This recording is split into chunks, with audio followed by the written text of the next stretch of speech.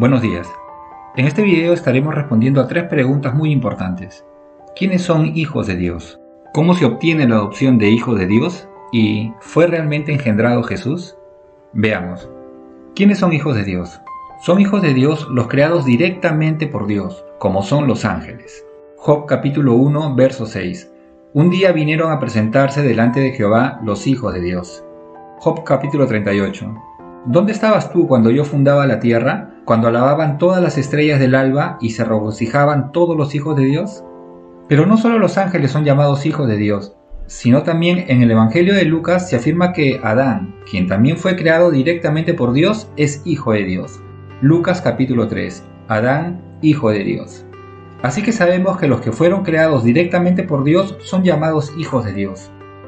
En segundo lugar, vemos que también son llamados hijos de Dios los engendrados espiritualmente por Dios por la fe, habiendo recibido su palabra y creído en su nombre. Juan capítulo 1, verso 12. Mas a todos los que le recibieron, a los que creen en su nombre, les dio potestad de ser hechos hijos de Dios. Aquí hay que notar que hay dos grupos, aquellos que estaban bajo el pacto de la ley y aquellos que estamos bajo el pacto de la gracia. Veamos cada uno de ellos. Primero, ¿cómo fueron hechos hijos de Dios los que estaban bajo el antiguo pacto? Recordemos que Salmo 138 nos dice que Dios ha engrandecido su nombre y su palabra por sobre todas las cosas. Y el apóstol Juan nos confirma que todos los que recibieron la palabra y creyeron en el nombre de Dios, les dio la potestad de ser hechos hijos de Dios. Todos los que murieron en el antiguo pacto habiendo recibido la palabra y creyeron en el nombre de Dios eran hechos hijos de Dios por fe. Pero cuando llegó el cumplimiento del tiempo para los que estaban bajo la ley, como lo afirma nuestro Señor Jesús, también llegó el tiempo para que los que habían muerto en fe sean rescatados del cautiverio y reciban la adopción de hijos. Por eso nuestro Señor Jesucristo afirma: me ha enviado a pregonar libertad a los cautivos. Los cautivos de Dios eran aquellos que durmieron en fe en Dios y esperanza de resurrección, pero que eran prisioneros de la muerte y que esperaban la redención del Mesías, como lo confirman los siguientes pasajes. Salmos capítulo 79. Llegue delante de ti el gemido de los presos, conforme a la grandeza de tu brazo, preserva a los sentenciados a muerte. Isaías 45. Y soltará a mis cautivos, no por precio ni por dones, dice Jehová de los ejércitos. Zacarías 9. Yo he sacado tus presos de la cisterna en que no hay agua, vuélvanse a la fortaleza, oh prisioneros de esperanza. Oseas capítulo 13. De la mano del Seol los redimiré, los libraré de la muerte. Isaías 61. El Espíritu de Jehová el Señor está sobre mí, porque me ungió Jehová, me ha enviado a publicar libertad a los cautivos y a los presos, apertura de cárcel. Llegado entonces el cumplimiento del tiempo, Jesús confirma que vino a traer libertad a los cautivos. Lucas capítulo 4, me ha enviado a pregonar libertad a los cautivos. Hecho que sucedió luego de su resurrección, como lo vemos en la carta a los Efesios, por lo cual dice, subiendo a lo alto, llevó cautiva la cautividad.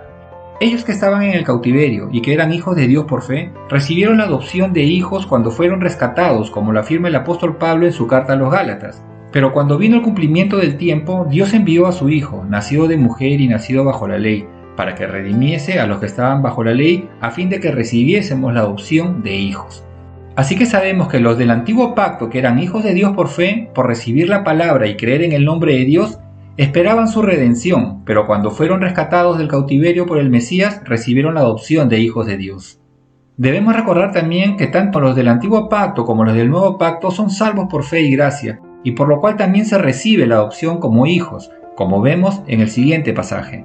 Romanos capítulo 4. Por tanto es por fe, para que sea por gracia, a fin de que la promesa sea firme para toda su descendencia, no solamente para la que es de la ley, sino también para la que es de la fe de Abraham, el cual es padre de todos nosotros. Ahora veamos qué sucede con nosotros los que estamos bajo el pacto de la gracia. Sabiendo el contexto del antiguo pacto, vemos que no hay mucha diferencia entre la salvación para los gentiles y con aquellos que estaban bajo la ley. Nosotros los cristianos somos hijos de Dios por fe, y como ya les dije, lo que es por fe aún no se recibe. Gálatas capítulo 3, pues todos somos hijos de Dios por la fe en Cristo Jesús. Pero cuando Jesús regrese, seremos transformados y hechos hijos de Dios, y entonces ya no será por fe. 1 Juan capítulo 3, verso 2. Amados, ahora somos hijos de Dios, y aún no se ha manifestado lo que hemos de ser, pero sabemos que cuando Él se manifieste, seremos semejantes a Él, porque le veremos tal como Él es. Por eso es tan importante mantener la fe hasta el final, para que cuando Jesús se manifieste podamos recibir la promesa de vida eterna, pero también obtener la adopción de hijos de Dios, como ya lo recibieron aquellos que mantuvieron su fe y esperanza en el antiguo pacto. Como tercer punto vamos a ver que hay alguien más que es llamado Hijo de Dios, y es nuestro Señor Jesucristo. Jesucristo, quien es el único engendrado por Dios directamente, como afirma el Evangelio de Mateo. Lo que en ella es engendrado, del Espíritu Santo es. Pero aquí hay algo más que debemos conocer. Jesús fue engendrado 2 veces, la primera en María y la segunda fue luego de su muerte, en su resurrección.